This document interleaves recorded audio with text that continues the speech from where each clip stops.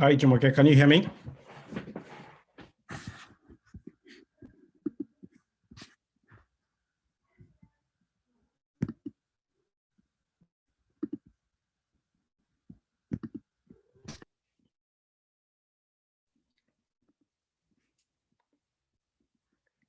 Can you indicate in chat if you can hear me?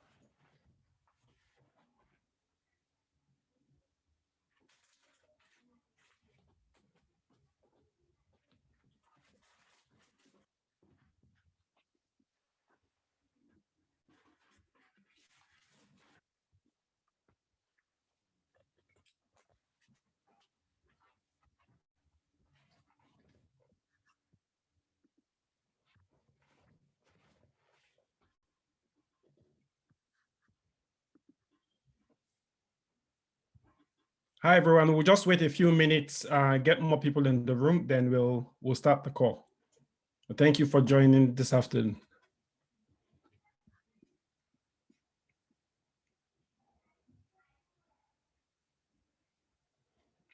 While we wait for people, can I just ask if you can, in the chat, just say your name, which city in the world you're joining us from, and if you're an entrepreneur or what exactly you do. If you could just pop that in the chat, it'd be great.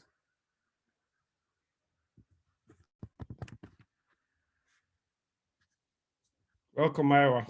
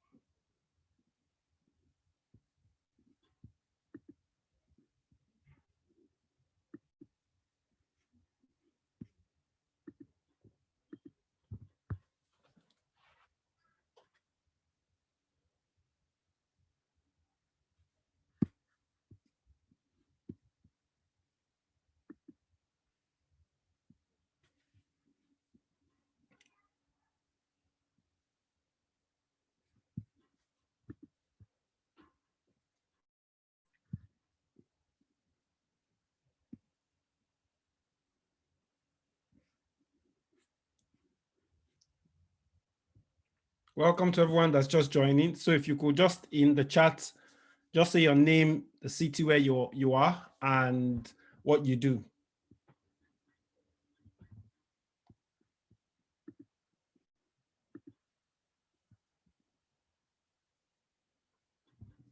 Your name, the city where you are, and what you do in the chat.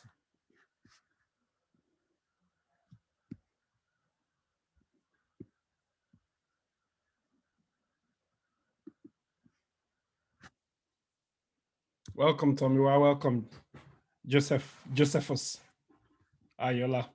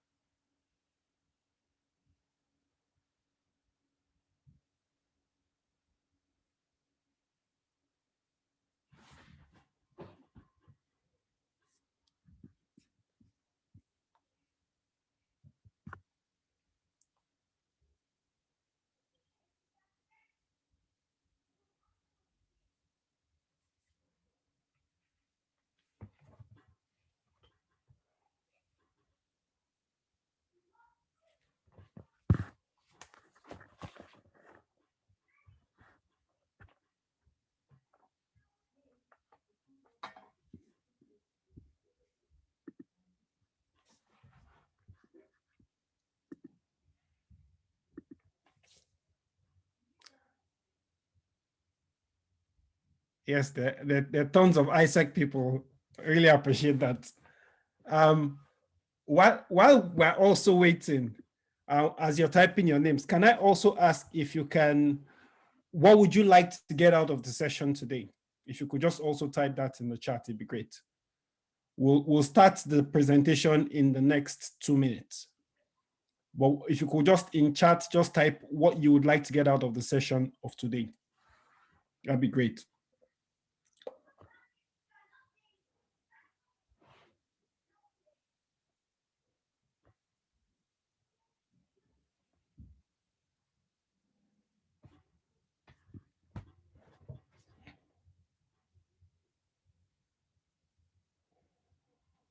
Hi, Victoria. I didn't know you're in Toronto.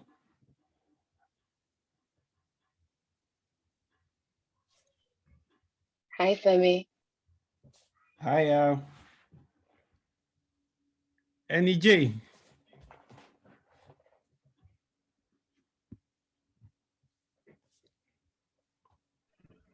Hi, Femi.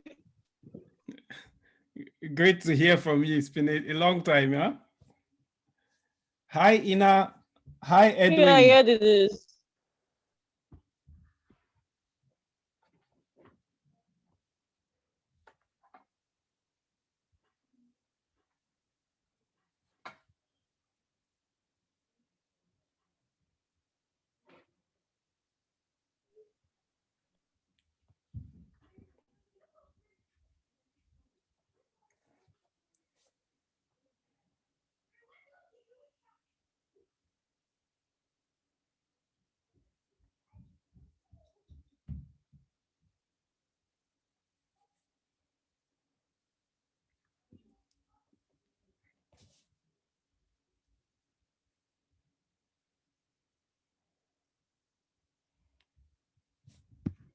Okay. Great to see the. Hi, Ina. How's things in Brussels?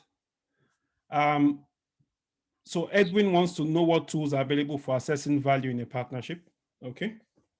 Maya wants to know how you tailor discussions and how we plan for strategic partnerships. Okay.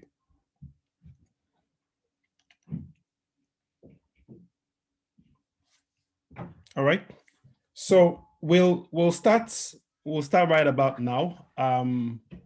Thank you all for Okay, Tomiwa wants to know how to pitch from a position of strength and how to demonstrate value. Okay, so we'll touch on some of these, and I'll share a tool, the tool we use.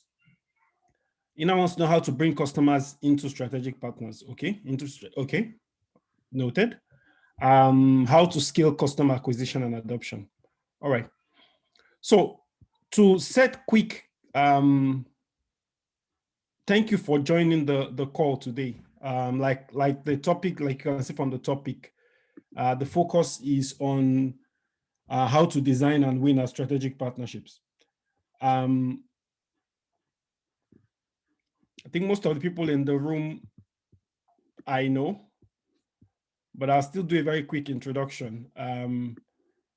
I'll start with my why. So I'm Femi Lunge.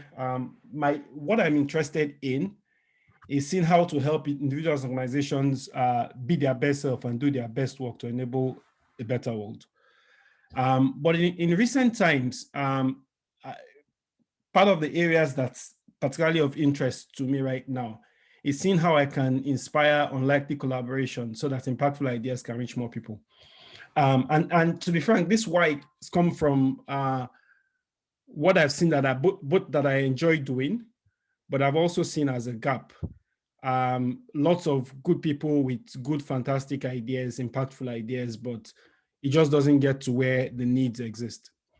And I've realized and seen over the years and seen from experience, even beyond mine, that partnerships are a way to actually help, and collaborations are a way to actually help ideas scale. And so that's part of what's motivated the work that I'm doing now and the session that we're having today. So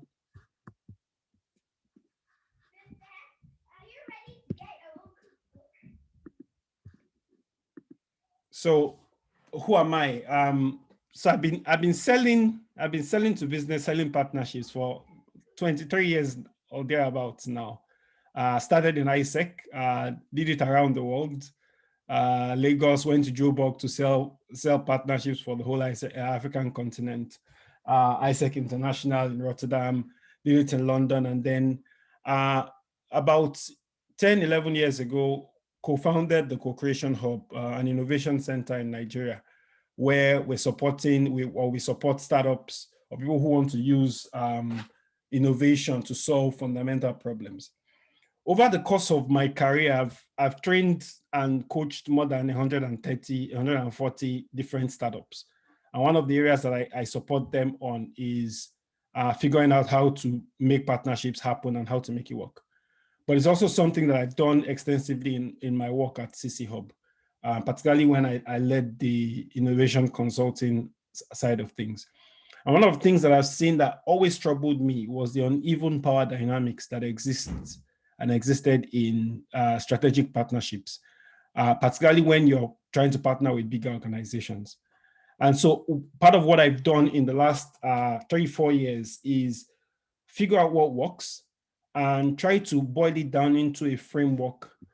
Try and boil down what I've seen works into a framework that I can actually share and support other people to implement. And so I launched the Partnership Lab, and that's basically what we do.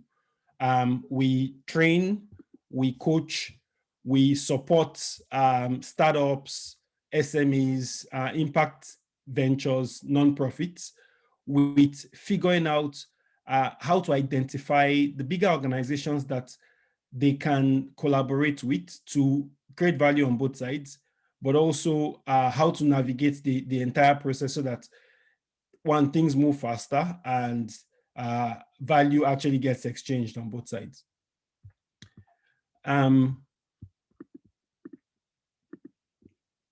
So please stay until the end. I'll be sharing a few goodies, some value that you can take beyond the session at the end. So please stay on. I like to start the presentation, my presentation on this topic with this. What I'm going to play now is a Netflix ad from right about the time when I started selling partnerships many years ago. I don't know if you can hear the sound. But if you look at it, what's interesting for me, right now, Netflix just signed a deal with Sony yesterday. Netflix actually started as a DVD rental service many years ago. And in their early years, which is why I like to share the story, in their early years, one of the things that was of interest to them was getting a partnership deal with the biggest organizations at that time that were manufacturing DVD players. So when Netflix started, of course, DVD technology was relatively new. People didn't have players, and Netflix task was putting all movies that existed on DVD and trying to get it in people's hands. But they realized very quickly that for them to succeed at what they were trying to do, they needed to forge a partnership with the biggest companies in the world that were investing in putting DVD players in homes, who they also discovered had a problem of their own. They had this machine that was new, that was expensive, but the value proposition for people to buy a DVD was dependent on people actually having DVDs to play on the player. So Netflix approached Sony, Panasonic, and Toshiba, who were the biggest companies in the world at that time. Young startup, I think 5 staff at that time, reached out to them to do a partnership. And the idea is that every time they sell a DVD player, they get to bundle free DVDs from Netflix into the engagement. Of course, Sony was the biggest player, Toshiba was the smallest player, but they spoke to all three. Very quickly, Toshiba signed a deal with them. And immediately Sony heard that Toshiba had a deal with them. Sony came to them to ask, how can we get in? And they created a deal. And that deal was part of what helped to scale the distribution of Netflix. Of course, they were smart enough to leap from DVD technology to streaming. But what's interesting is at that time, Netflix was a tiny player. These were the big players. This is the current valuation of Netflix, 213 billion, which is even more than those three big companies back then combined. Now, I like sharing this story because that's the kind of potential that exists in strategic partnerships. And it's why, to be frank, I'm very bullish about strategic partnerships as a growth hack for startups and small businesses. So what's a partnership? It's working together on a common purpose, which clearly benefits all parties. But in this context, strategic partnerships can be seen as a formal relationship between 2 or more organizations with 3 core features at the heart of the collaboration. One is that the relationship has to create value for all the organizations that are involved in the partnership, whether that is making more money, reaching more customers, assessing innovation, assessing new markets, whatever it is. It has to create value for all the parties. Work has to be done, the work on the management of partnership has to be done by all sides. It can't be one side carrying the partnership. Everybody needs to be contributing. And there has to be shared risks and rewards from the relationship. Of course, partnership is a concept that you hear a lot, but oftentimes, and if you saw my post this morning, oftentimes people mistake what partnership is. So partnership is a relationship. It involves an exchange of value. So if it's only one side that's giving value, then it's not a partnership. It's a commitment, and it's very conscious and intentional. It has to be formalized and signed and agreed on. A sponsorship relationship is not a partnership, where one party is giving value and the other party is receiving. That's sponsorship. That's not a partnership. Sale of a specific product or service is not necessarily a partnership. And the partnership doesn't necessarily imply that one party has to own the other party. Of course, there are partnerships you may get into where one of the value that's being exchanged is that one party is investing in the other party. But ownership and full control of all your entire operations are not necessarily a key part of what forms and what makes a partnership. I'm saying this so that I can set the context as we go into the rest. So what exactly is strategic partnership good for? And this, speaking broadly from the point of view of all the possible parties, it could be for whether you want to expand into a new market and you leverage a partner that's already there, or increasing brand awareness, or extending your product line, or trying to access new customers, accelerating innovation, improving your supply chain's performance. You may have areas of weakness where a partner can come to help you cover that part, or you may want to leverage another partner to add value to your existing customers. And this particularly is one of the very interesting engagements that I find between big companies and small startups, is leveraging the innovation from the small startup as a way to add value to existing customers. But it can also be a source for capital, and particularly for startups that are potentially looking for an exit, and in which case an exit may be actually coming from a large corporation. The chances are that you will be initiating your engagement first as a partnership before you even get to the point of a sale. So those are some of the things that you can use partnership for. To win a partnership, there are these three equations that I think are really critical to keep in mind and to think about. So the first one is the value equation. In a partnership, 1 + 1 is not 2. 1 + 1 is 3 or more. And what this means is a partnership makes sense when both parties will get more value than they will be able to get if they were working alone. So you are attractive to an organization to partner with you if they can realize the additional value that you bring to them based on their engagement. And there's the management equation, in which case 1 + 1 is equal to 1. And what that means is, in the context of the partnership, it needs to be managed from the point of view of we're in this together. So you can't be in a partnership and all your concern is, what am I going to get, at the detriment of your partner. As far as the management of partnership is concerned, there needs to be that uniformity, which is why 1 + 1 in this context is 1.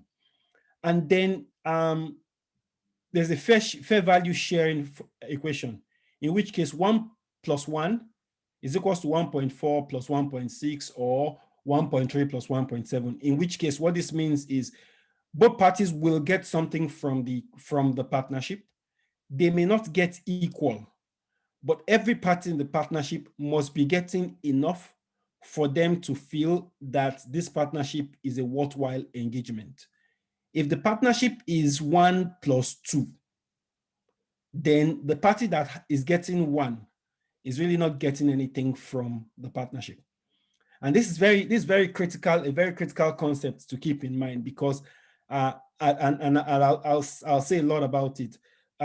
It has to be, and your focus has to be, particularly when you're trying to deal with an organization that is bigger than you, that feels it has all the chips on its favor.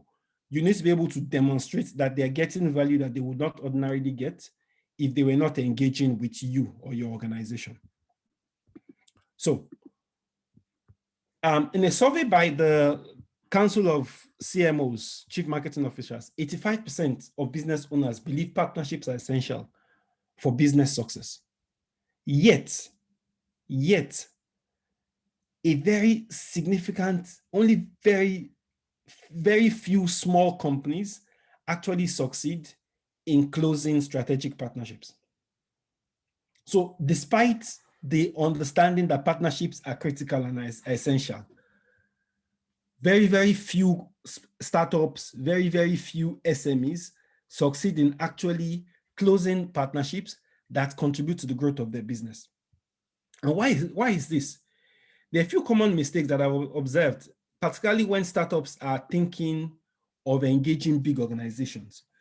There are a few common mistakes that I find them particularly making, and they usually make it particularly early on in the engagement, that usually end up in the conversations not ending in partnerships.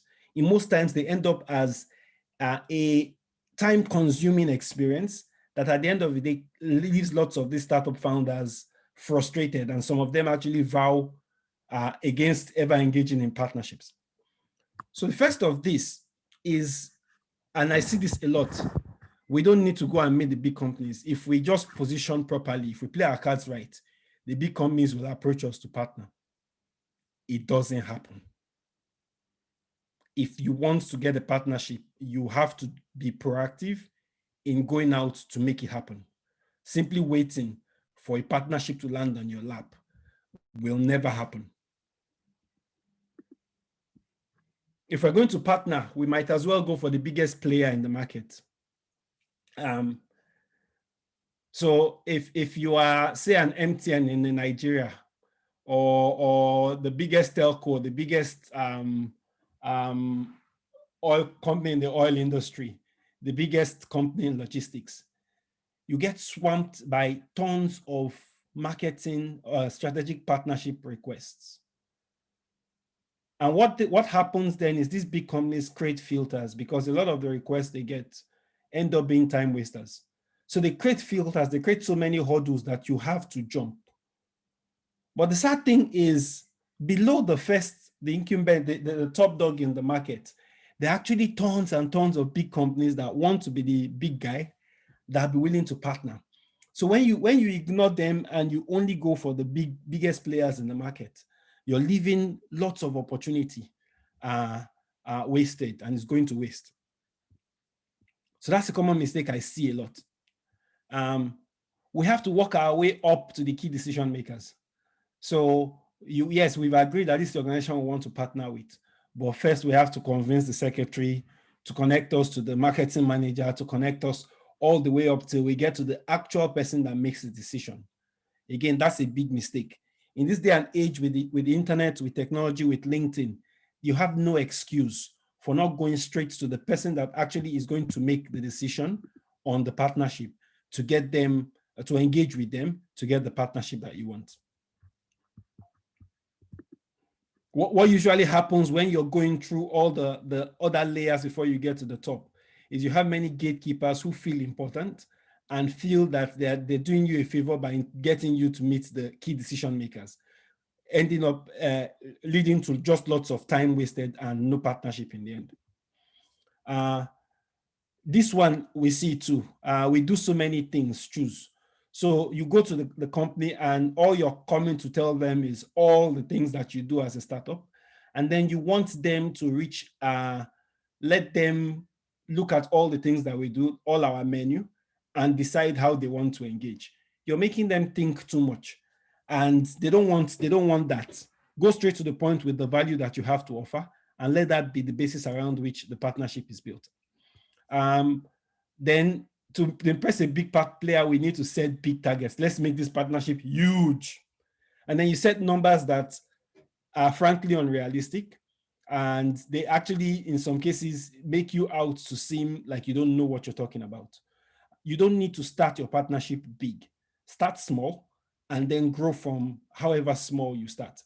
I like to give the example of our here being CC Hub, our engagement with Google.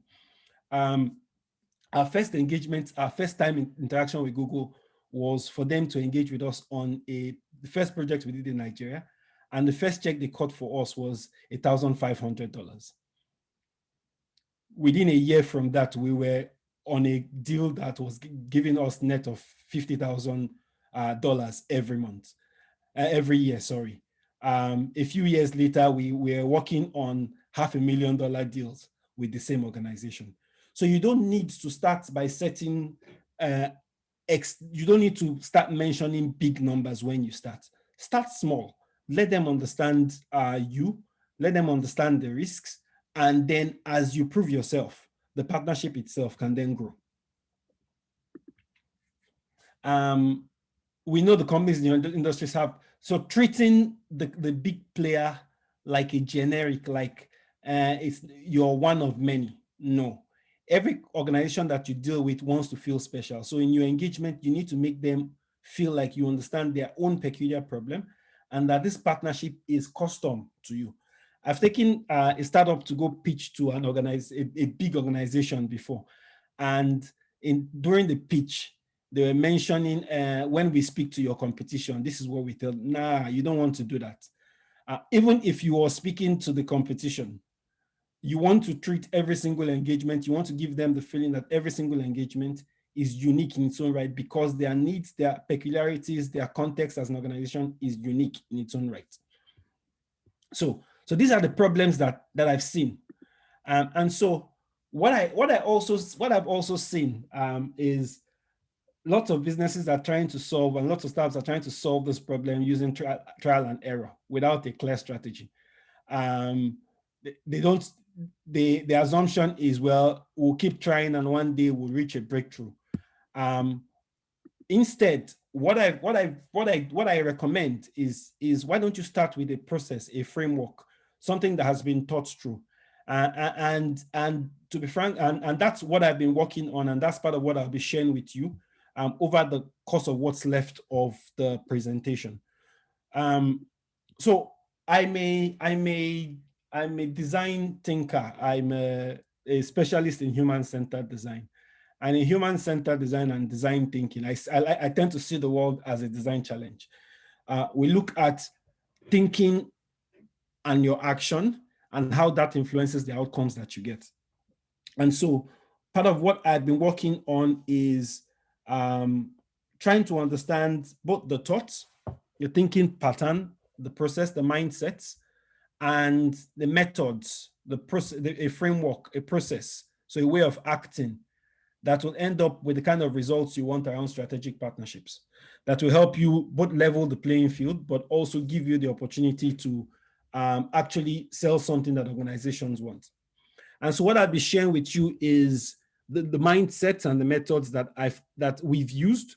I've seen people use in successfully closing partnerships, and which I'd love for you to adopt and use as you go forward in your partnership engagements. So I'll start with the mindset, because I believe what you do, what you express actually starts with how you think. Here are 8 principles and mindsets that I'd urge you to take to heart and let this drive the way you engage when it comes to strategic partnerships. Feel free to take notes, but I'll also share the presentations with you by email subsequently after the session. So the first one is choose yourself. Don't wait to be selected. And I said that before. If you want to partner with a big organization, don't wait for them to come to you. Decide which organization you want to partner with and go ahead and meet them. And then when you engage them, always lead with value. First, focus on what they want, what they need, what you are giving. Lead with that. The third one is embrace the power of one. And the power of one is, for me, the power of focus. Don't be all over the place in your engagement. And I'll say a bit around the power of one as we go. Focus on one organization. Focus on one stakeholder group in that organization. Focus on explaining and defining your organization as doing one thing, not doing 500,000 things.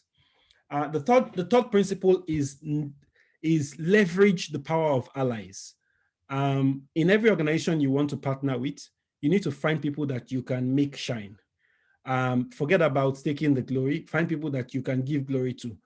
And when you're not in the boardroom, they'll be the ones in there ensuring that the deal with your organization sails through. Start small. You don't need to start gigantic. Start with something tiny and ease into the relationship. I use the example of dating. Imagine a guy walks up to a lady who he wants to date. And in the first conversation, he's already telling her where they're going to get married, when they're going to get married, where the wedding is going to happen, how many kids they're going to have, where their house is going to be. Before he's done talking, she's already gone through the door very fast. Well, except she's a woman that's desperate to marry. But the truth is, it's like a relationship. You start small. You start with a drink. You start with coffee, and then it gradually grows from there. And that's the way it is with strategic partnerships too. The next one is, in all you do, measure everything. in management, they say what you can measure, what you can't measure, you can't control. In partnerships, start small, measure, and use what you measure as a justification for expansion. And then where you have weaknesses, get support. Get support for legal support, get accounting support, get coaching support if that's what you need. But get support for the areas where you have weakness. Get support from people in your networks to understand the organization you want to partner with. And last, but certainly not the least, actually probably is number one, is be ready to walk away. Someone says the biggest power in any relationship rests with the person that's most ready to walk away. If you project desperation, like this partnership is the beginning and end of our life, and without it, we can't do anything, you'll be taken advantage of. The more ready you are to walk away, the stronger the power you have in the relationship, even if you're dealing with a big player. Even if you're dealing with a big player. So these are the mindsets.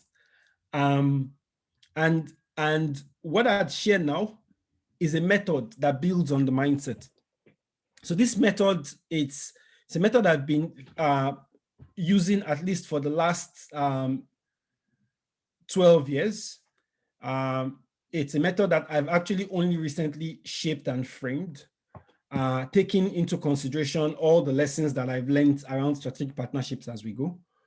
But the method itself also takes into consideration the different stages that you will be in your engagement around a partnership.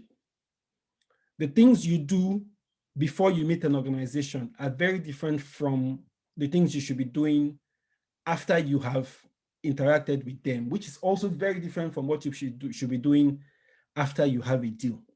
And the method gives you a good overview of what you should be doing at different stages in the partnership. I've called it the skyrocket partnership formula because I see it as a way that small businesses can use to skyrocket their growth, their revenue, the impact that they have, and the trajectory of their business. But I also call it skyrocket because the three phases, and it has three phases: prepare, prime, and propel. For me, they mirror the three phases that any rocket launch, like classic rocket launch, has to go through. So there's the preparation phase, and preparation phase is the stage where you're building the rocket, where you're assembling the team of astronauts, where ground control is calculating the trajectory that's going to get you from here into space and then from space to the moon. There's all that preparation work, and it is extremely, extremely important. Most partnerships and most intending partnerships actually fail at the preparation phase. Once the preparation is faulty, foundation is faulty, the chances that you get a partnership is less. The chances that that partnership is successful is less.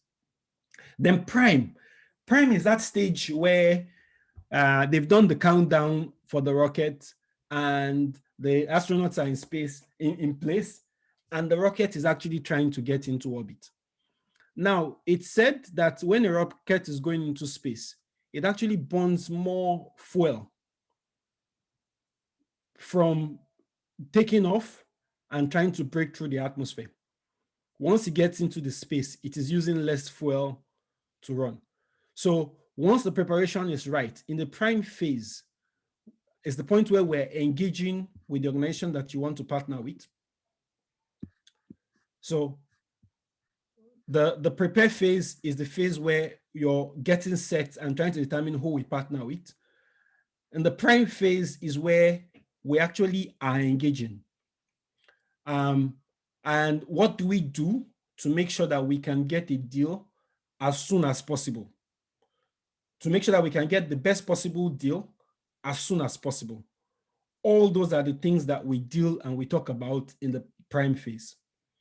Now, once you get that deal, the first deal, which will most likely be a pilot or a proof of concept, What you do after you get that deal is what's now in the propel phase. So our rocket has broken into orbit. It's now in space. Now we need to navigate to the space station that we're going to, or to the moon where we want to land. All the work of propelling the partnership so that that deal that started with $1,500 can grow to millions of dollars without eyelids being battered. And those are things that we'll be talking about in the propel phase. The intention is, as you go through this, that you're moving your business from one that is struggling to grow to a business that is connected and rapidly growing, because it's able to leverage strengths that have been built in other organizations that it's now collaborating with. So I'm going to, for what's left, I'm going to take you very quickly through each of these stages, give you a bit of context around what we cover in this phase, these stages. It's way more than can be covered in an hour and a half. So I'm going to breeze through. I'll share the presentation with you.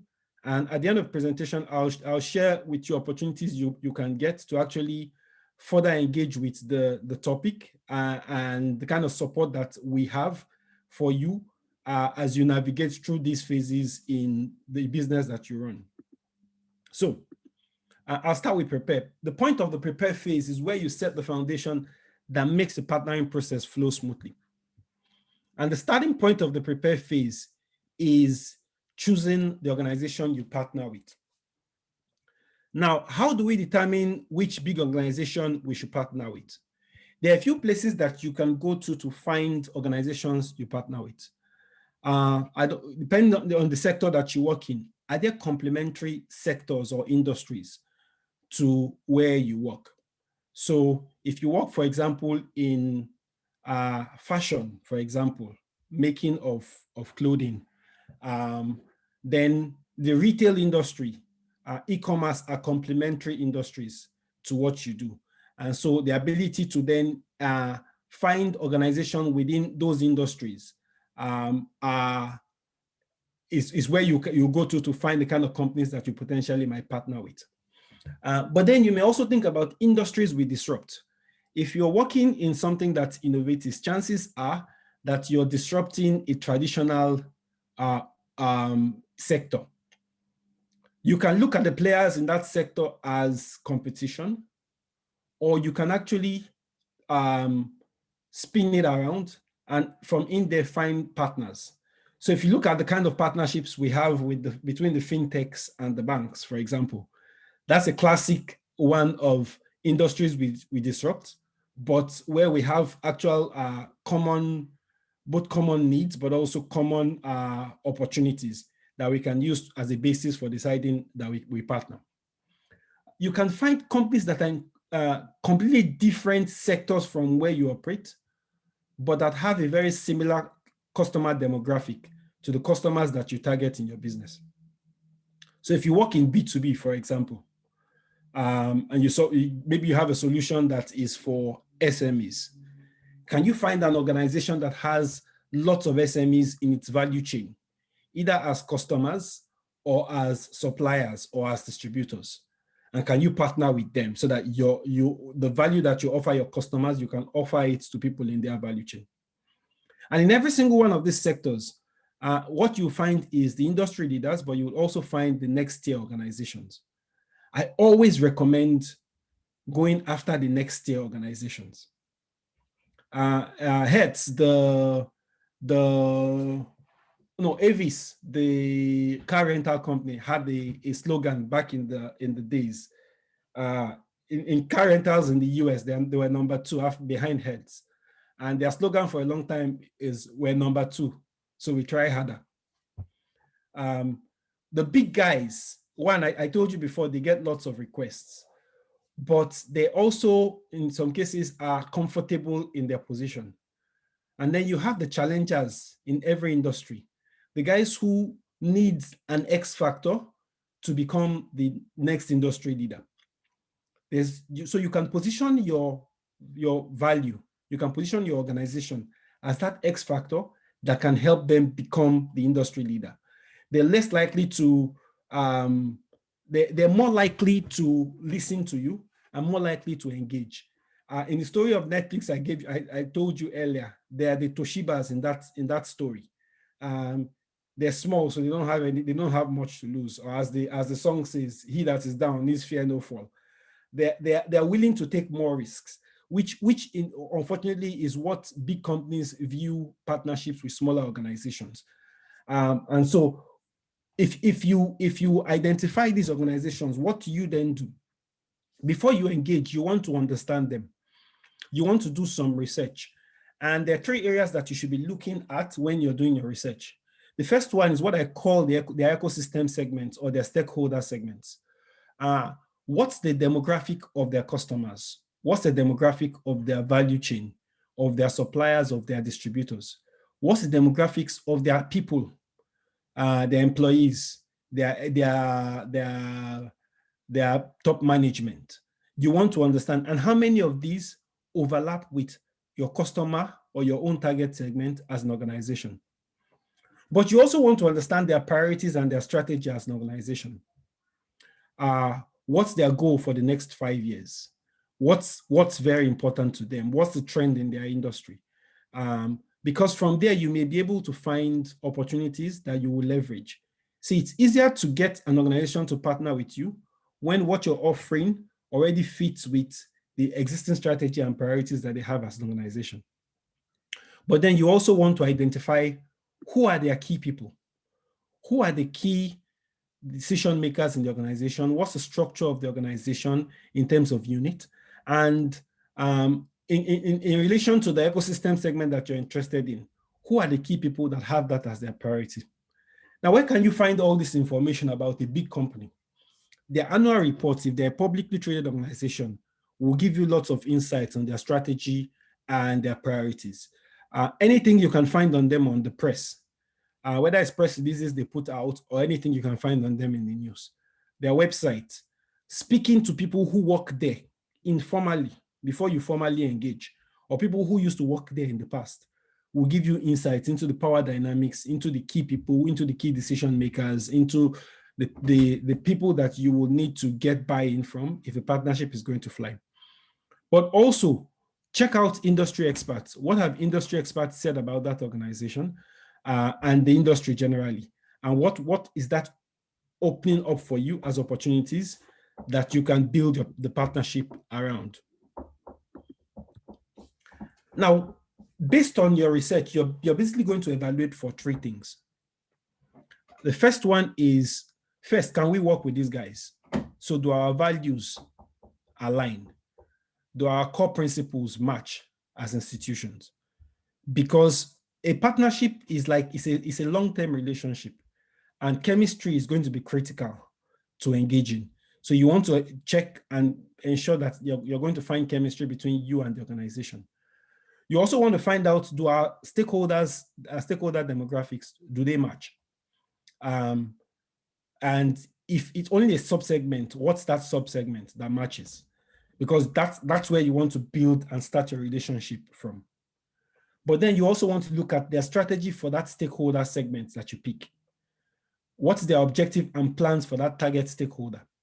Because you're going to need to bring that into play when you're framing your value proposition for the organization.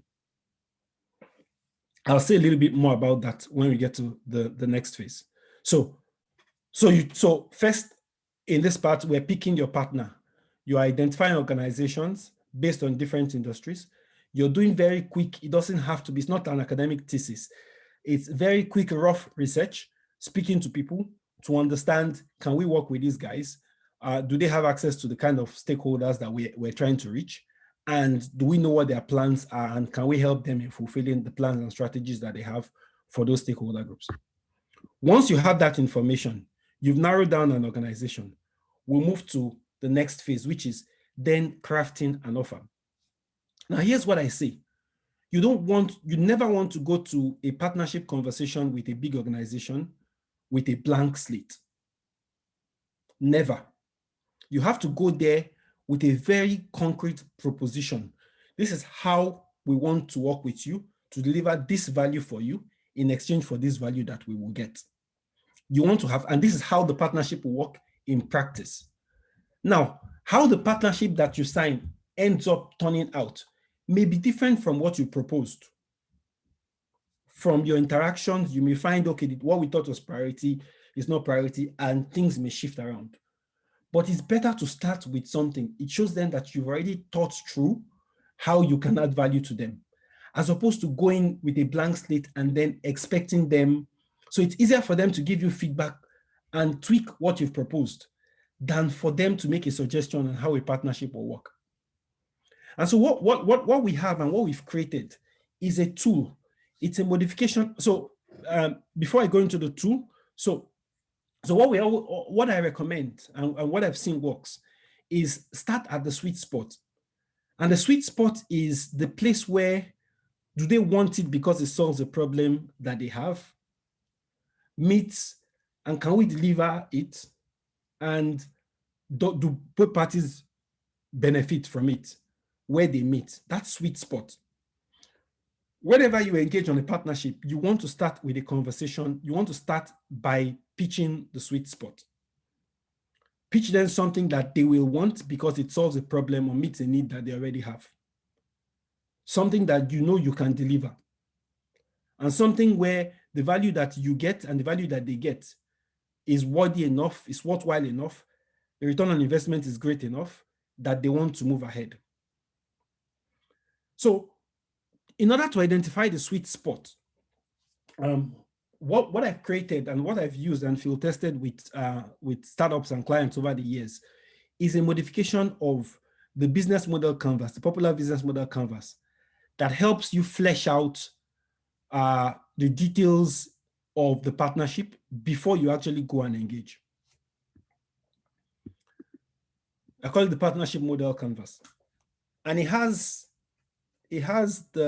these 9 segments, which for every partnership, for every organization you want to engage with, you want to fill out. The starting point of this canvas, and you can fill this out you can build it out very rough and it doesn't have to take you too long. The starting point is what segment. So the starting point is ecosystem segment.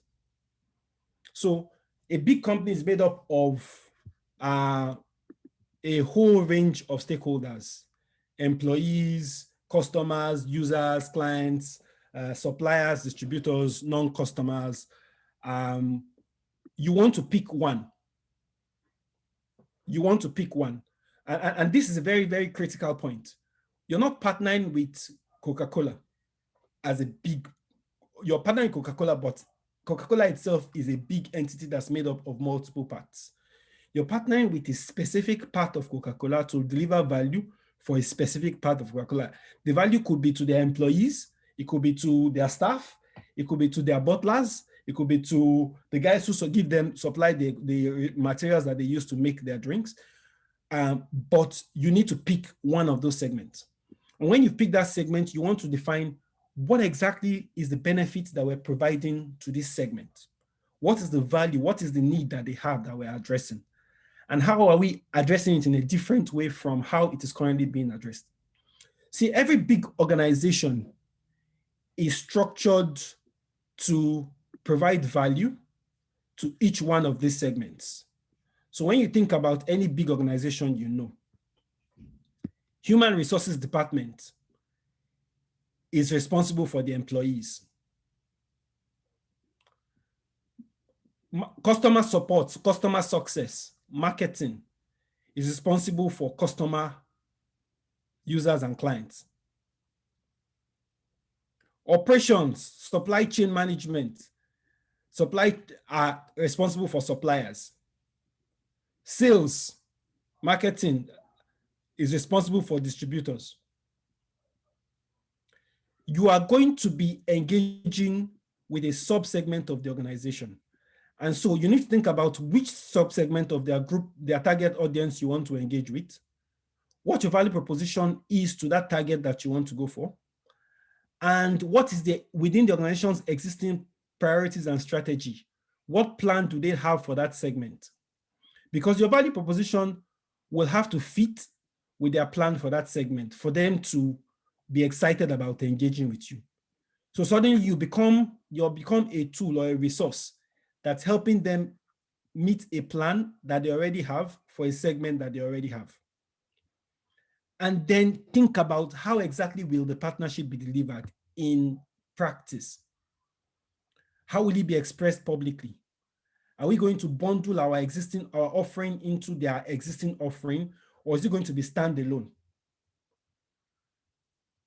Is it going to be branded as for them, powered by us, or is it going to be branded as us entirely or them entirely, with us just being in the background? All those things you need to flesh out and think about. So this is where you think about the nitty-gritty of how the partnership would look. Who is going to communicate directly with the segment that you pick? Is it going to be you, or is it going to be them? All those things you need to think about and have a suggestion for before you engage with them. The blue segment helps you answer that question of desirability. It helps you answer the question, do they want it? Because it solves a specific problem that they have for a specific part of the organization. For can we deliver it, feasibility, you want to be thinking about what are the key activities that we will need to do to deliver on our commitment in the partnership? What resources will we need to be able to deliver our commitment, and how much of it will be additional based on over and above what we currently use? In activities, what deviation from our current regular activities do we need to account for to be able to meet our commitments in the relationship? But here are two other things you need to think about. Key contacts, who exactly will we need to work with in the partner organization at both the negotiation discussion phase, decision-making phase, but also at the implementation phase? Whose KPIs, whose key performance indicators do we address through this partnership? Now, that person will need to become an ally for the partnership to fly. What units are impacted directly and indirectly by our proposition? You need to think about these, because you will need to proactively think about, in cases where they will be helping, you need to think about how you engage them to turn them into allies. In cases where potentially they could pull down the partnership, you need to figure out how to proactively neutralize any spoilers that can come from any unit that's impacted by what you're trying to do. And then how are we going to measure the partnership? So what metrics what quantitative or qualitative metrics are we going to use? When are we going to measure success? And how are we going to gather the data that we're going to use to measure success? All these things these four areas, the red areas, help you map out the feasibility of the partnership. And then the yellow areas help you map out the viability. Value capture is speaking to what exactly are we going to get from the partnership? What will it give to us concretely? Is it new users, income? Is it reach? Is it branding? Is it reputation? Are we leveraging their sales force to sell what we're doing? And how much of this will we need to get to be able to say that, yes, this partnership was successful for us in terms of what we get? Now, when you're thinking about value capture, you need to think about it from both a short and a long term, with a short and a long lens. But then you also need to think about what exactly is it going to cost us to deliver our part of the partnership? What would it cost us for the activities and the resources that we have to deploy to meet our commitments in the relationship? And who is going to bear the cost? Are we going to bear the cost, or is the partner going to bear the cost? All these things you need to think about before you even engage them first. You're going to co-create. So the reason why we use the canvas is so that you can make changes as things change, as information changes based on your engagement. But to start with, you don't want to take a blank canvas to the organization that you want to partner with. You want to have thought this through, because it puts you then in a position of strength when you actually get to the point of having a conversation with them. Right? So you've mapped it out. You have an idea of what the partnership is going to be. how do you communicate your value proposition so that they take you seriously and the conversation can move to talking about terms and conditions. And that's where the next phase comes in, communicating one. There are two main tools that you need. So the first thing to know when you're thinking about communication is you want to focus your communication. You don't want to tell them that you do 500,000 things. You want to focus your communication in relation to the value that you give to them. So starting point is you want to be able to introduce your startup, your business, not broadly in terms of what you do to everyone, but what you do in the context of their organization and the context of the value that you can add to the organization. And your first tool for that is your elevator pitch. I recommend max 2 sentences. First sentence speaking to the value proposition, your value proposition for the customer segment that you've picked in the organization. And the second sentence speaking to and how this helps them achieve what they have in their corporate strategy for the segment. And to break it down, to think about in practice, what would that look like? This is a template that you can use for crafting your elevator pitch. For the first sentence, you can basically take items that you filled in the partnership model canvas to craft your elevator pitch. Of course, when you get to the point of delivery, you add a bit of humanness into it, so it doesn't come across as canned or theory, but also give room for it to change as you engage with them and you find out more. So the sentence goes, for your employees or for your customers or for the clients of your bank who are schools, or for your clients of your bank who work in the agriculture sector, who need, then the statement of need. So for your agricultural sector clients who struggle with how to manage their finances between harvest seasons, you insert the name of your company or the name of your product is what your product does that helps that target group do what? The statement of benefit. So for the target segment who needs XYZ, we are this that helps them do this, right? So that's speaking to isolating and let them understand that a subsegment or a part of their value chain that's important to them can be served by the product or the service that your organization delivers. But then you need to tie it back to them, and you tie it back to them with the second sentence. So to meet your objective for this target segment to do XYZ, we will, and then you talk about what the partnership is going to look like. We will launch blah, blah, blah, blah, blah, so that we can achieve the metrics that you pick in the time frame that you pick. So 2 sentences again. First sentence is speaking to the value that you provide to a subsegment of that organization. And the second sentence is speaking to and how serving that segment helps that organization meet its own strategic objectives.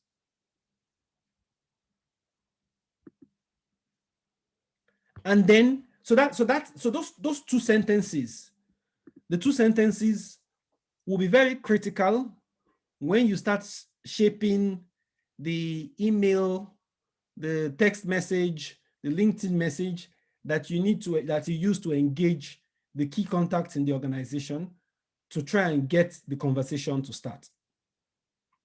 So your very short elevator pitch, or if you get them on the phone, that's where the conversation will start from.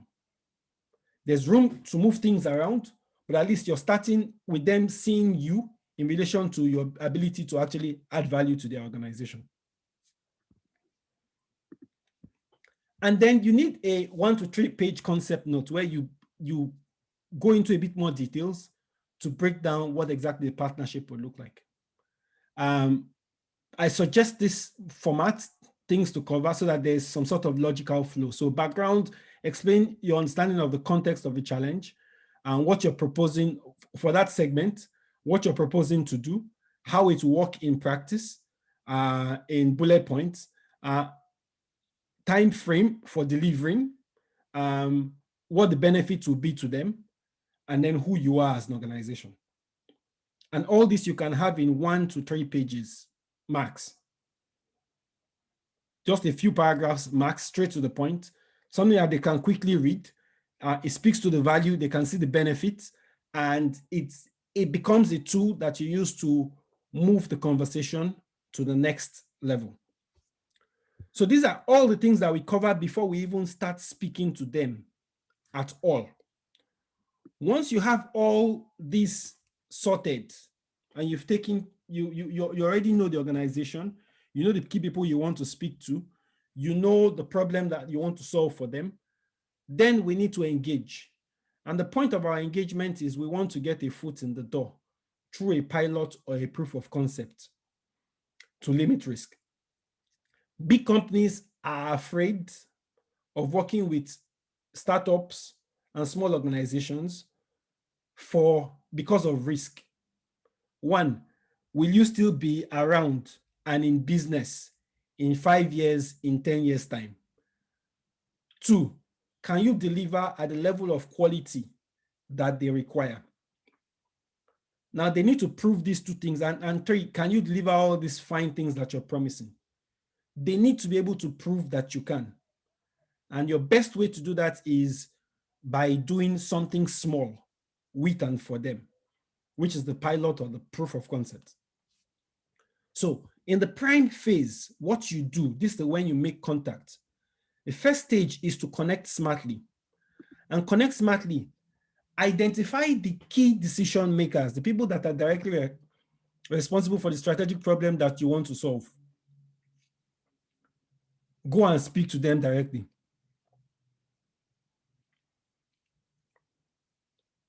And it sounds easier, you may say it's easier said than done. But if you speak to someone in an organization that doesn't have the problem that you want to solve, that's not the person, what the person's KPIs are, what the person is judged on, that's not the problem that person is worried about today. And that person has no motivation to move the conversation with you forward.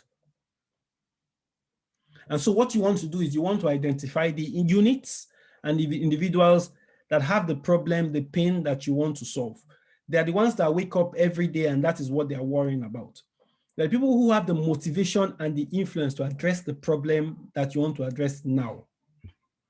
Your first task is to identify who they are. Once you identify who they are, you have to bypass every gatekeeper to get your value proposition to get to their desk. LinkedIn is your friend for this. LinkedIn is your biggest friend for this because you can reach anybody directly, but more importantly, you can find out if you have mutual contacts. And you can ask your mutual contacts to facilitate introductions because it takes the guard down when there's some social proof because you have mutual contacts with them. So you've identified the key people that have the motivation and influence, people whose bonus is affected by the problem that you're trying to solve. So for them, it's personal, it's selfish. The partnership helps them. They are the ones that you want to address. Identify them and then find a way to get to them directly. And when you get to them, first, you want to keep it short and simple. Frame your initial contact to get them interested in getting into a longer conversation. You do this by leading with your value proposition. Your elevator pitch is what you're going to give to them. And frame it in a way that it's an opportunity for them to take all the credit. You're not interested in credit. That's not what your business needs. What you need is the relationship that you can, a foot in the door that you can then grow and expand into a bigger relationship that brings more value to you. And then follow up. This is probably my own weakest one personally, but follow up is critical. And follow up boldly without being creepy. You don't want to be sending them an email every other day as if you're the only thing on their plate. But at the same time, if it seems as if you're not moving the needle, back away. And don't take rejection personally. If they don't work with you, it's their loss. Okay? So identify the right person, engage them with your value proposition with the intention of getting a conversation. Lead with your value and give them personally the opportunity to let them take the glory if they want. Right? Follow up. And then, but feel free to walk away at any point. Right? Once you've engaged, once the conversation has started, your goal is to build the pilot, is to co-create the proof that the partnership is going to be of value to them. And in co-creating the proof, think about the pilot from a couple of directions. It could be bound by duration. So it could be a 6 months pilot, a 3 months pilot, a 1 year pilot. There's nothing saying that a pilot can't be renewed, right? But start with, let's do this for 6 months and test. It's testing. Or you can bound it by geography. Okay, we can't do this for all your customers everywhere in the world. We'll just do this for your customers in Lagos, Nigeria, or in this neighborhood, or in this branch, right? Bound it by number of touch points, yeah. But there has to be a boundary, something small that they can use to see if the value that you're proposing makes sense on a small scale. And on the back of that, agree clear success metrics that you use to justify, should we extend the pilot or should we blow this up and try this in more places or try this for a longer duration, right? Always start with a pilot. Risk. The easiest way to, it's easy to kill a pilot than to kill a signed relationship at board level. But also the beauty of a pilot is you may be able to get a junior manager to sign off, or no, a mid-level manager or senior manager to sign off on a partnership, on a pilot, as opposed to a full MOU with the organization. The pilot is your foot in the door. So frame it, start small, and then once your foot is in the door, you can use your foot to wedge the rest of your body into the door. Okay? Once you frame the pilot, you're at the point where you're talking about terms and trying to get a contract. At that point, you need to understand that you're negotiating from a point of strength. They're not giving you a partnership as a favor. They're giving it because it adds value to them. Be conscious of that in your engagement. So if the pilot is going to cost you way and above, if it's providing value to them, by all means, ask that they cover the cost of the pilot, right? And if they make counter offerings, evaluate them. So the offer you came with, you don't have to leave with that same offer. They may present in your course of conversation, you may identify other areas that you were not thinking about, but seem to be more priority to them. Create a counter offer or listen to counter offers they have and think about how you can work with that. And then make smart concessions. Don't make concessions in a way that will cripple your business or kill you forever. Don't make concessions that will erode your strength as an organization. So think about and evaluate every concession that you make.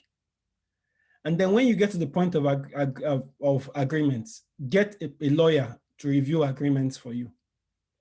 Don't use native intelligence.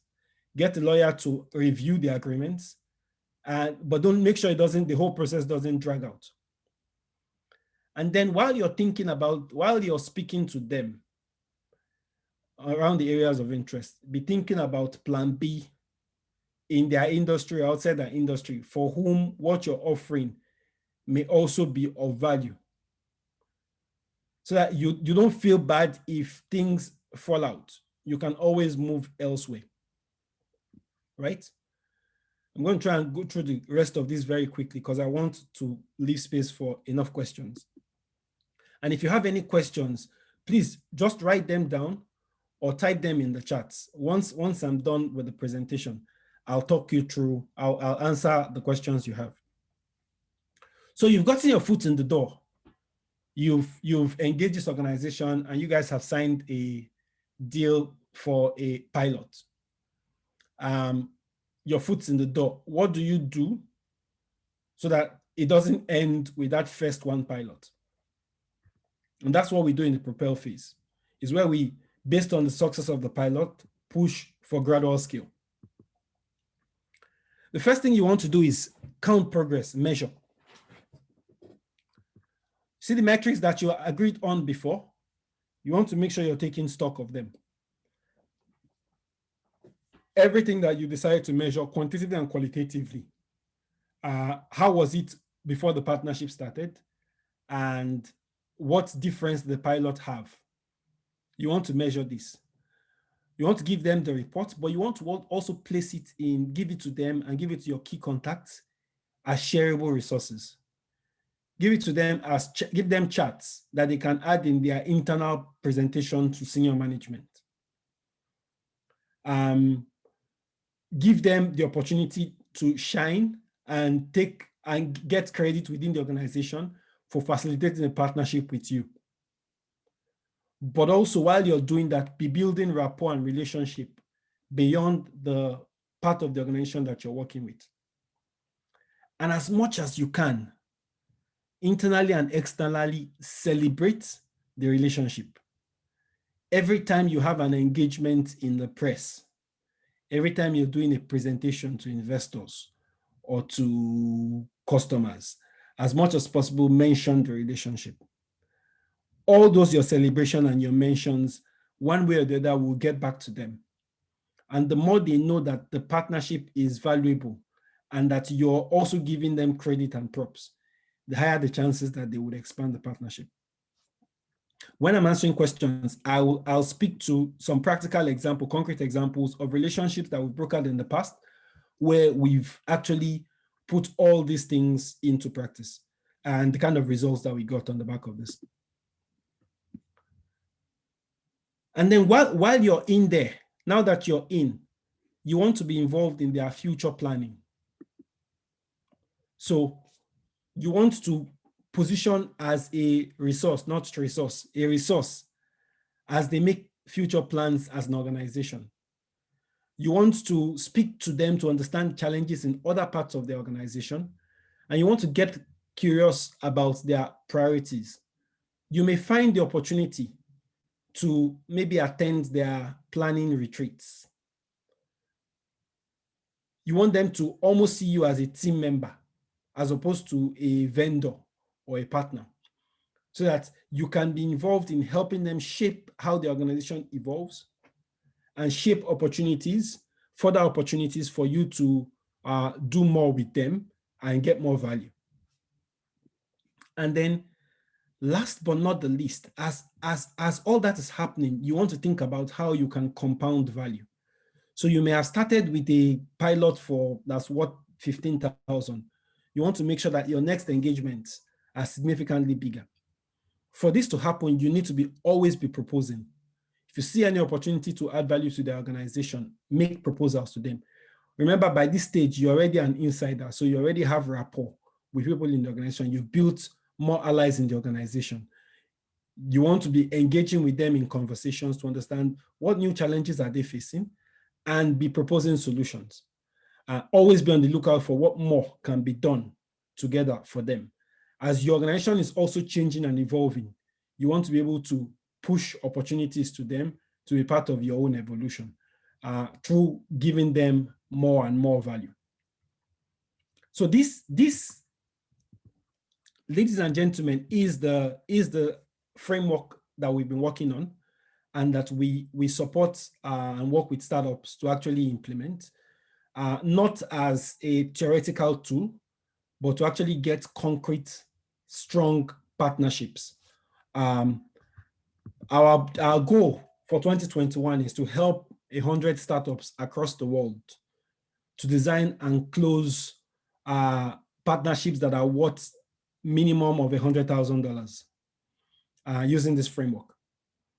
And I've used this framework to close partnerships, multi-million-dollar partnerships. The intention is to work with startups. So depending on where you are, we could be working on a $100,000 partnership with you or a $500,000 partnership, depending on where you are as an organization. We're working on three things that are three touch points that you can use to engage with this subsequently. And we're working on an accelerator, which will be coming in the next, within this quarter that we're in, where we'll be working with 15 startups from across the world in a 13 weeks program which will involve both coaching and classes to actually close partnerships in 13 weeks. So 3 months to a strategic partnership.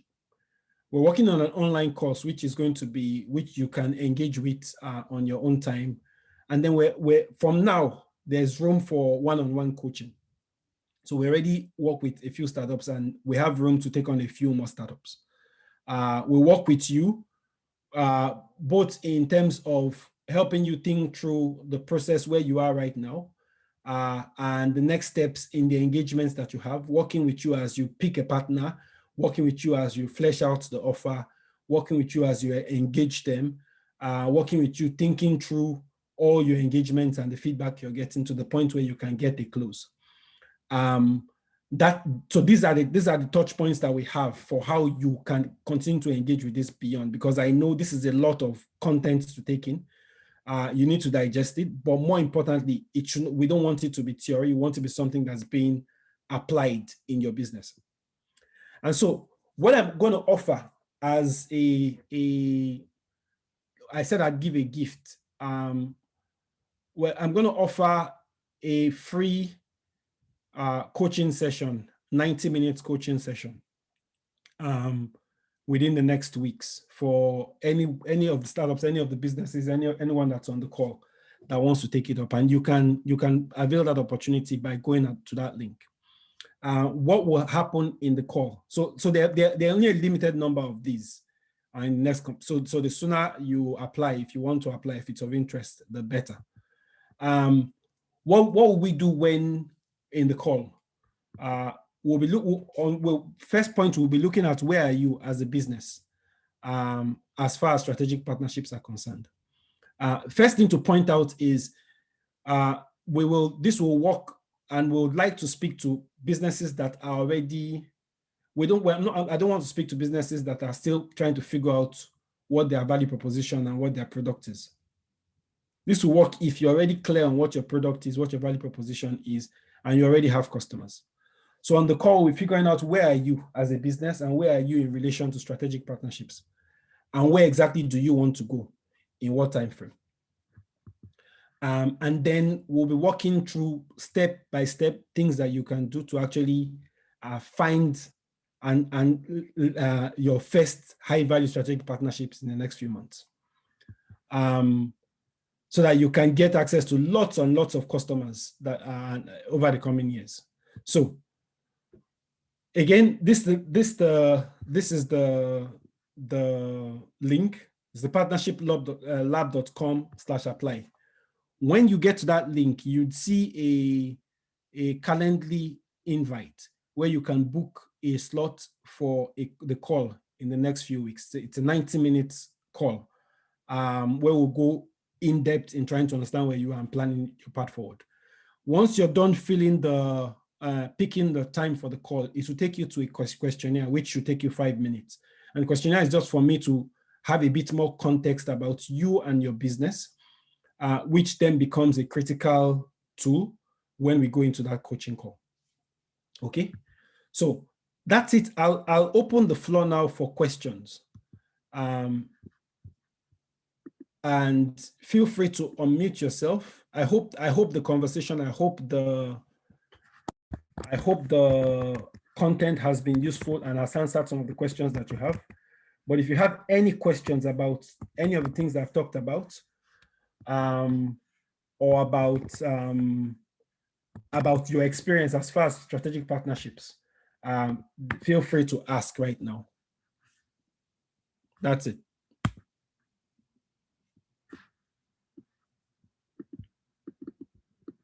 Any questions? And you can type out your question, or you can unmute your mic and just ask. I've put the link in chat. You can just copy and click on it.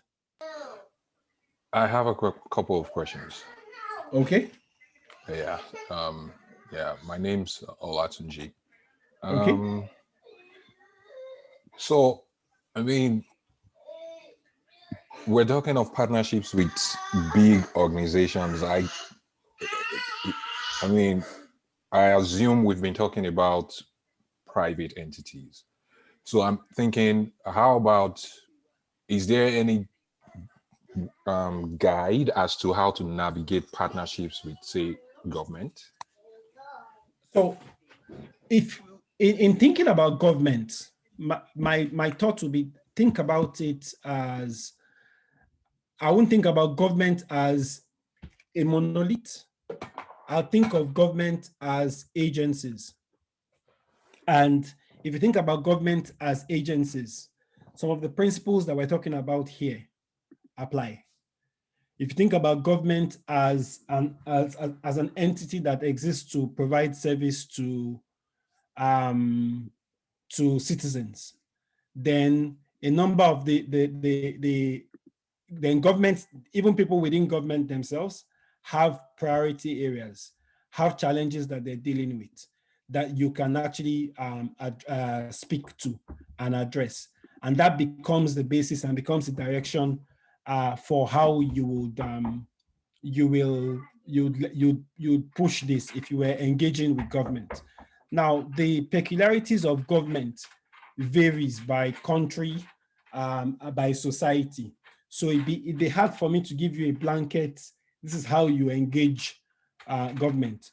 But the key principles in this methodology would apply if you were dealing with, say, a municipal government or a government agency around the solution that you have that solves a fundamental problem that is part of their key mandate as an institution. I don't know if that answers your question.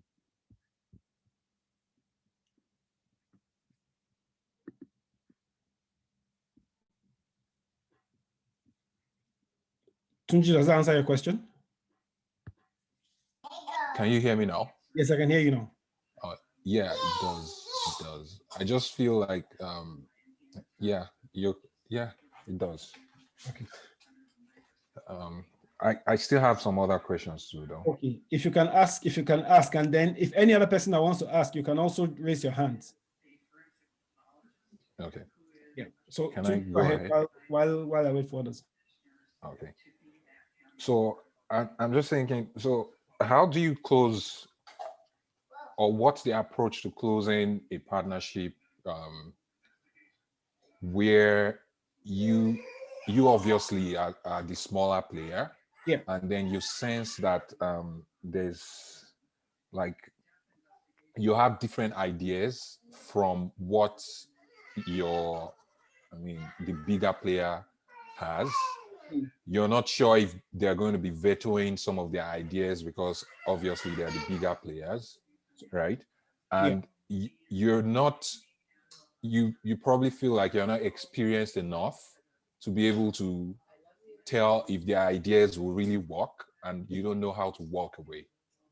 So the starting point, and I think that's the point of the framework which I shared, is you want to co-create. If you look at the process that I shared, I said co-create the proof. And the point that the work of the co-creation is conversation facilitation, literally. It's you and them thinking through, this is the value that we want to solve for you. this is how we propose that we deliver this in a pilot. And you pitch that, obviously. Some things they would agree with, some things they won't agree with. But in the negotiation, that's where you guys will reach a common ground. That's the point of the co-creation. You reach a common ground on, okay, in the pilot that we're going to do, this is how the pilot is going to be structured. Now, you have to have your red lines. These are, we don't want this, we don't want to go anything beyond this. There's so much, we can't give, or we don't want to give beyond X, Y, Z. For example, if your solution contains intellectual property and the engagement seems as if they want you to give away intellectual property, then that's probably a worthwhile red line for you to say, nah, we can't do it without, say, an NDA, or we can't go beyond this point, right? But beyond that, if your interaction, if your engagement, if you're starting from the place of value, then it's less of, they're not getting into a partnership to do you a favor. And even you must not believe that you're getting a partnership from them as a favor. The minute you believe that they're doing you a favor by partnering with you, you've lost. Because you will project that, and the minute you project that, they will sense it. And the minute they sense it, if they are unreasonable people, they will take advantage of it. And if you feel like they're taking advantage of you, one of the principles I gave earlier, I don't know if you were around when I gave it, is don't be afraid to walk away. Don't be afraid to walk away. If what you're creating is actually genuine value, you might find other organizations in their industry that you can pitch the same value to, that will be more amenable. And the truth is, some of that and some of their interaction and their reaction also help you figure out if they're the kind of organization you want to work with. Because some of it speaks to their value as an organization. If they're an organization that wants to take advantage of you, then you don't want to be partnering with them. Because if they take advantage of you at the start, it will only continue to grow. Yeah, I think the challenge basically is I mean, we tend to be very emotional with the ideas that we have around something we're starting up. Like we feel like you kind of have a way you feel like things, I mean, it's your idea, right? You have a way you feel like things should be done. But now the challenge is you walk away from one potential partner, and if you go to the next potential partner, if you're experiencing the same kind of thing you walked away from, do you just keep walking away from each one of them, or you actually sit back and think, are these people actually right? Am I wrong? So starting point is you have an idea of how you want to work, but don't fall in love with your idea too much. At the end of the day, it's about solving their problem. You need to be flexible. You need to be able to move of course, within boundaries. You don't want to forget who you are completely while chasing one specific partnership, which is why you also need to be clear beforehand on your own values. But at the same time, the focus is on solving their problem, and let that be part of the guiding force, right? Be flexible, but within boundaries. I don't know if there are any other questions. So it's not a two-way conversation between me and Tuji. Yeah, I mean, I still have one more question, but any other person can go before me. Pepe has a question. So Pepe, if you can ask, just unmute yourself and ask. Hello, hi, thank you so much for your presentation. I found the accelerator that you're looking at doing quite interesting, but I was just thinking, because in my case, or in my company's case, we've not done bad at creating strategic partnerships. We do get offers and interest from bigger corporates to work with us. And I guess it's really about how do we tailor or strike the sweet spot, as you mentioned, to move and progress the conversation to the next step. It could be a capacity issue, it could be an expertise issue.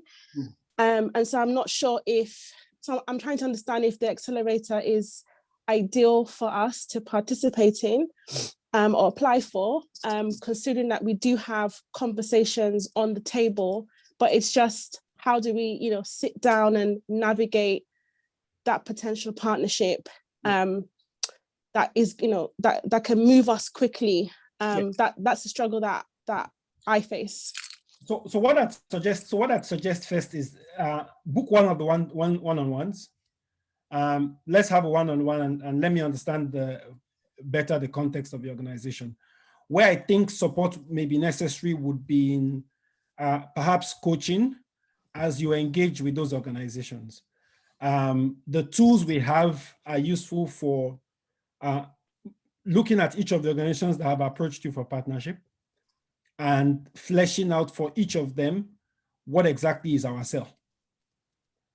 And how do we structure it in a way that they can get maximum value so that they have no problem with expanding the engagement, or your own company can also get maximum value, but now making sure that you're able to fully leverage everything that's possible around the interaction with those organizations. So we can speak together. We can speak together on a one call to think through your own specific context. Okay. And from there, you can then make the call whether the accelerator is something that you want to be a part of, or we just do it one-on-one. Okay, thank you.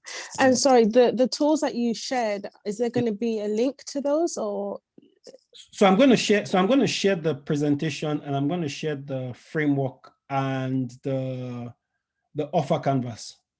I'll share that in a follow-up email afterwards. Okay, thank you. You're welcome. Jumoke? Hi, can you hear me? Yes, I can hear you clearly.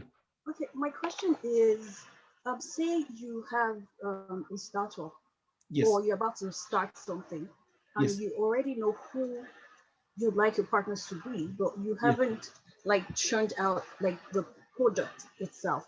How soon should you bring in the partners? Is it best to have a product and have had your pilot, or should you bring that in? It's always better, particularly if you're thinking about bigger organizations, it's always better to have some traction before you engage. So have a product that's already built, have customers, you're already clear on what's called product market fit. You know what people are paying you for, you know that the value that people are getting from your product before you engage a big organization. And the reason why this is always important is people in big organizations often have their own agenda. And if what you're doing is not concrete and clear, it is extremely easy for them to guide you in the direction of their own agenda to the detriment of your larger product. So you end up building a product for them, but perhaps you can't sell to any other organization except them. And so it's always better, but also they also want some proof that, yes, what you have has been tested somewhere before. So you have some sort of track record. So you're not using them as the guinea pig. It's all part of the conversation about risk. And it's also why I said the preference from us for support support people who've already thought through their product. Because for anyone who's built a digital product or any product of any kind, you know that it's usually a very iterative process, and it takes engagement with the market to realize what exactly people want to buy. Now, that's not the kind of conversation you want to have with the specter of a big organization partnership looming over your shoulders. You want to make sure you've done at least that initial experimentation, you have clarity on what you're doing. And then at the point where you want to scale or take it to the next level, then you can start engaging potential partners. That said, while you're still thinking about what you're doing, there's no harm in having informal conversations with people within the organization that you want to engage with, so that you get their own input and their thoughts to what you're building. But I think it's probably too early to be building a partnership when you've not, your product is not yet in the market and in the hands of customers. Thank you. You're welcome. Any other question? Pepe, if you can, maybe you can put your hands, you can, put the hands down. Same for Jumoke, same for Tunji. Or Tunji, do you still have a question? The floor is still open, particularly for people who put questions in the chat before. If your questions have not been answered, please feel free to ask right now in the little time that we have left. So we'll be finishing the call in the next 5 minutes. We're already a little bit over time.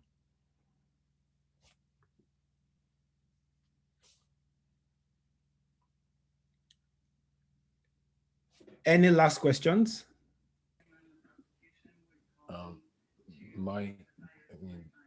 Yes. The last question I have would be, yes. So, this conversation has been very useful for me, and I see it in the scope of just before you make that partnership, right? Yeah. So, but my concern, the other concern I have is what happens after you're already in the partnership, and then you realize that you're starting to have some conflict of interest. It was a mistake. Yeah, exactly. You realize, oh, this is like a really big mistake. So, like, is there a way to navigate that exit in such a way that, clean and clean exit, nasty. Partnerships always have conflicts, like any relationship. When I was talking about finding alignment, one of the things I said you need to find alignment around is around values. If you have value alignment, the chances of conflict reduces. It doesn't mean that conflicts may still not happen, but chances of conflict reduces. But when you do have a conflict, you want to address it as quickly as possible. Ignoring conflict doesn't take it away. It just festers and often gets worse. First step would be to try and remediate. Ideally, when you're in a partnership with an organization, you would always have a main point of contact in the partnership. One of the things that you want to do when you're building the partnership is make sure that you have very good rapport with that person, to the point where you can have conversations that are not just only about the subject of the partnership. And what will be recommended as a first step is to engage your main contact, to talk through the challenges that you're facing, and to explore, to see if it's a challenge that can be resolved.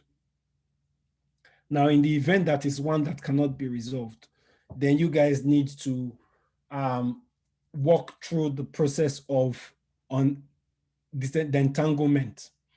Now, that's always easier, or should be easier, on a pilot than when you're in a full steam partnership, which is also part of the reason why I always recommend starting with a pilot and proof of concept.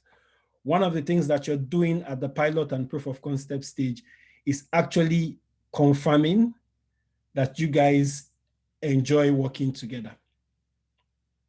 And if at that point you realize, okay, this was a mistake, then you can run down the clock of the partnership and then carefully extricate yourself from it, right? If it happens at the point of the full partnership,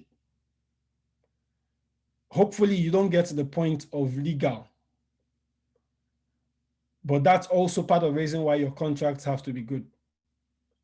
And it's also why you want to make sure that it is reviewed by professionals. Big organizations have legal departments, so they have multiple lawyers that are looking at the contracts that's going to you. You need to make sure that you're getting a lawyer, and the lawyer shouldn't be my cousin that studied law. That even though his specialty is in family law, but he helped me look at the contracts that concerns work with someone in oil and gas. Now, find a lawyer in the area of specialization of the organization. There's a famous case of a contract dispute that hinged on a comma in the wrong place.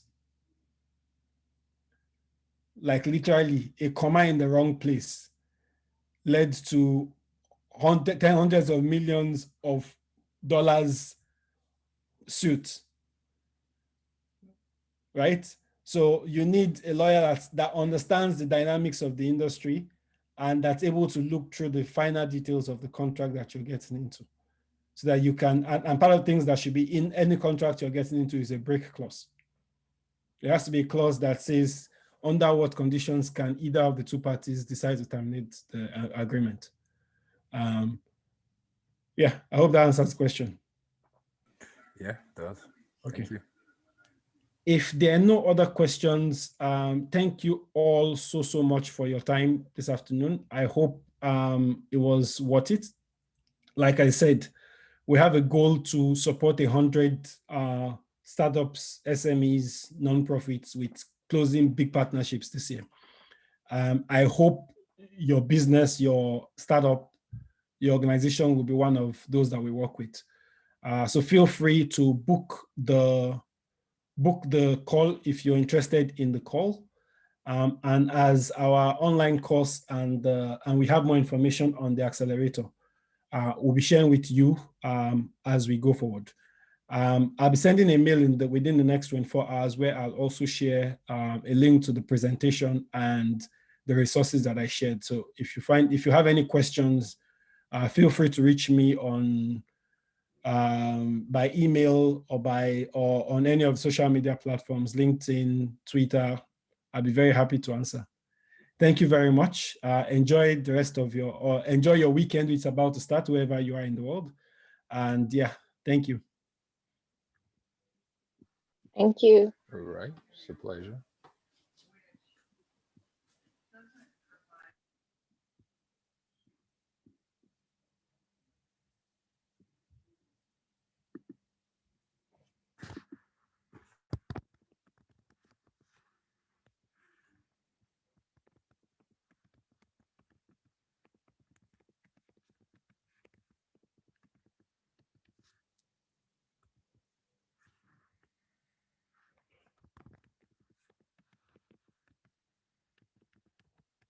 Thank you, guys.